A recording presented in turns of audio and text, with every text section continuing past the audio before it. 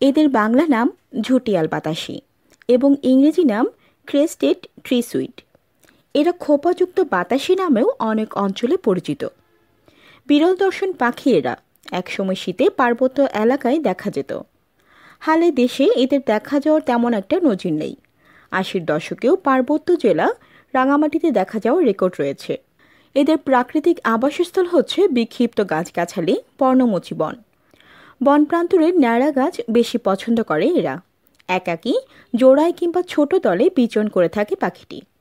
অবসরের দলের সবাই ন্যাড়া গাছের ডালে বসে গা খোটাখুটি করে।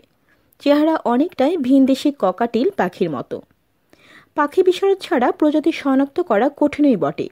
দেখতে হিংস্র মনে হতে পারে, তবে পারতপক্ষে ওদের আচরণে হিংস্রতা প্রকাশ পায় না। আক্রান্ত হলে কেবল আক্রমণ করে। আত্মরক্ষার্থে অনেক সময় মানুষকেও ছাড় দেয় না। বন্দী হলে ঠোঁট ও নখের আঁচড়ে জখম করে দেয়। শরীরের তুলনায় ডানা লম্বা, এ কারণে উড়ন্ত অবস্থায় ডানার নিচের দিকে ঝুলে পড়ে। মূলত এরা বন পাহাড়ি অঞ্চলে বিচরণ করে। ভূপৃষ্ঠ থেকে ৩৬৫ মিটার উচ্চতায়ও ওদের বিচরণ করতে দেখা যায়। স্বভাবে ভারী চঞ্চল, একাকী অথবা দলবদ্ধভাবে সারাদিন ওড়াউড়ি করে কাটায়। উড়ন্ত অবস্থায় পতঙ্গ শিকার করে। বেশ দ্রুত উঠতে পারে। জলপান ব্যতি রেখে